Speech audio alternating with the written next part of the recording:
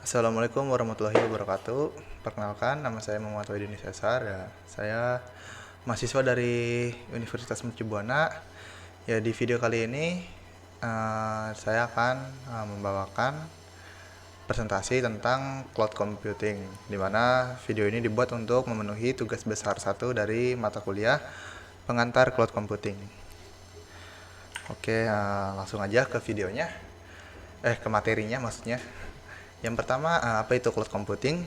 Cloud computing adalah sebuah proses pengolahan daya komputasi melalui jaringan internet yang memiliki fungsi agar dapat menjalankan program melalui komputer yang telah terkoneksi satu sama lain pada waktu yang sama. Sebuah teknologi yang menjadikan internet sebagai pusat server untuk mengelola data dan juga aplikasi pengguna.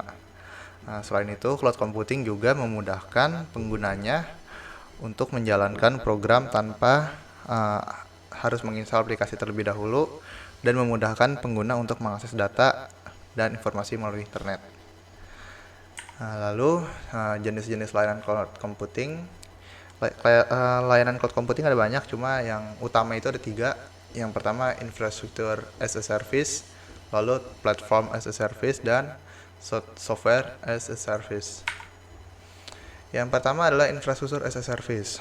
Layanan cloud computing ini umumnya berupa satu paket perangkat hardware komputer yang berupa virtual bersama dengan jaringan internet, bandwidth, dukungan alamat IP, keseimbangan beban, jaminan online secara real time, dan keamanan dalam ruang lingkup satu unit layanan IaaS, Infrastructure as a Service.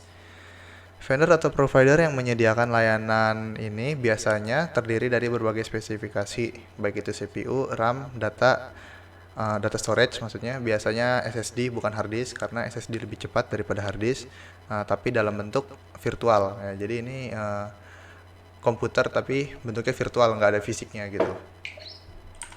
Lalu platform as a service, kategori layanan cloud computing yang menyediakan platform yang memungkinkan pelanggan untuk mengembangkan, menjalankan, dan mengelola aplikasi tanpa ada kompleksitas membangun dan memelihara infrastruktur yang biasanya terkait dengan pengembangan dan peluncuran aplikasi.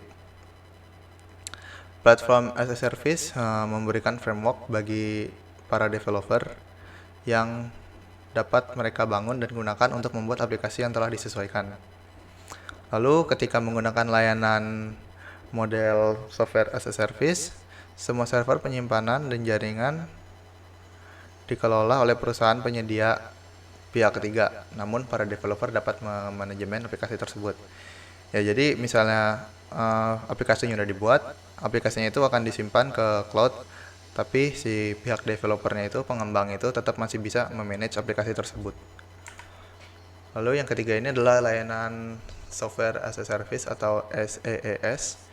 Adalah salah satu layanan dari cloud computing yang merupakan aplikasi bersifat online atau disebut juga layanan aplikasi cloud, yang dimana user tidak perlu mengurus tentang ketersediaan dan teknis detail tentang aplikasi apabila terjadi maintenance, karena si pihak vendor lah yang akan mengurus semua ini.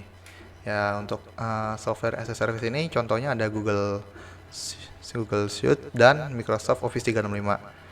Ya, jadi misalnya di layanan ini, misalnya aplikasi misal Office 365 lagi nggak bisa diakses gitu, maintenance. Nah, jadi kita itu nggak perlu ikut pusing gitu mikirin, oh ini kenapa nggak bisa diakses gitu. Jadi yang pusing itu adalah orang dari Microsoft-nya sendiri, mereka yang maintenance gitu. Kita cuma minta infonya aja, ini kenapa nih nggak bisa diakses gitu. Lalu cloud security service, ya di 3 platform layanan cloud computing, AWS, Azure, dan Alibaba terdapat ada masing-masing cloud security service-nya. Yang pertama ini dari Amazon, ada Amazon Inspector, dari Azure ada Azure Security Center, dan dari Alibaba ini saya nyoba nyari dari websitenya dan itu nggak ditemukan untuk bagian yang cloud security service. Nah, di sini juga ada nih source dari Compare Cloud. Ya, ini ada dari Amazon, ada dari Azure. Nah, yang dari Google juga nggak tersedia. Nah, lalu IBM ada Security and Compliance Center, dan dari Oracle ada Oracle Security Advisor dan Oracle Cloud Guard. Sepertinya ini datanya belum terupdate, namun saya juga sudah ngecek ke websitenya Alibaba dan itu juga nggak ada yang tentang cloud security service-nya. Adanya itu yang security yang apa namanya? Yang apa ya namanya? Lupa saya. Sebentar. Hmm,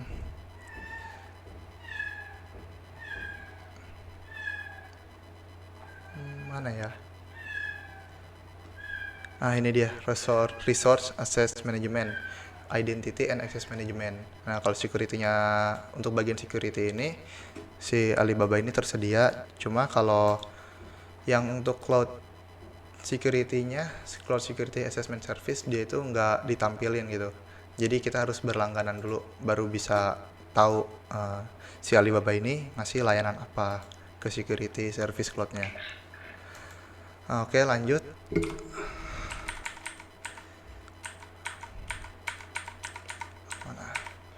Amazon Inspector. Amazon Inspector adalah sebuah layanan penilaian keamanan otomatis yang membantu meningkatkan keamanan dan kepatuhan aplikasi yang diterapkan di AWS, Amazon Web Service. Amazon Inspector secara otomatis menilai aplikasi untuk exposure, kerentanan, dan penyimpangan dari praktik terbaik. Yang dilakukan oleh Amazon Inspector ini adalah pertama mengidentifikasi masalah keamanan pada aplikasi, lalu mengintegrasikan keamanan ke dalam DevOps, dan yang ketiga adalah meningkatkan ketangkasan pengembangan. Lalu ada Azure Security Center. Di Azure Security Center di Azure Security Center adalah sistem manajemen keamanan infrastruktur terpadu yang memperkuat keamanan data kita yang ada di Azure dan memberikan perlindungan ancaman tingkat lanjut di seluruh aplikasi yang kita jalankan pada Microsoft Cloud Azure. Di Azure Security Center ini ada 3 tools yang mereka publikasikan. Pertama ada Strengthen Security Posture. Security Center menilai lingkungan Anda dan memungkinkan Anda memahami status sumber daya Anda dan apakah mereka aman atau tidak. Lalu ada Protect Against Threat. Security Center menilai beban kerja kita dan memberikan rekomendasi pencegahan ancaman dan peringatan keamanan. Lalu ada Get Secure Faster. Di Security Center semuanya dilakukan dalam kecepatan cloud. Karena terintegrasi secara real-time, penerapan pusat keamanan atau security center mudah dilakukan dan memberi kita penyediaan dan perlindungan otomatis dengan layanan Azure. Jadi ini adalah tools yang diberikan oleh Azure Security Center. Lalu lanjut ke cara registrasi akun Microsoft Azure. Yang pertama adalah kita harus membuka website ini. Ya, ini jelas lah ya tulisannya. Lalu habis itu kita buat email Outlook atau email Microsoft. Lalu login dengan email tersebut. Setelah login kita harus isi biodata untuk profil kita. Profil Azure kita nih, seperti ini. Ini email saya. Setelah itu kita isi payment methodnya dengan credit card yang kita miliki.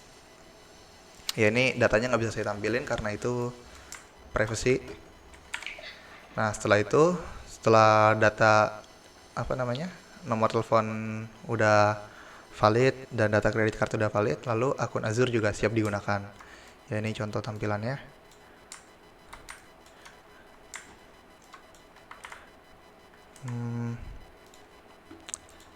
Ya, seperti ini tampilan dari Azure. Dari portal Azure-nya ada banyak sekali nih Azure Service. Oh iya, ada banyak banget. Nah, di sini juga ada ini nih, kayak course gitu, kursus tuh, pelajaran tentang Azure.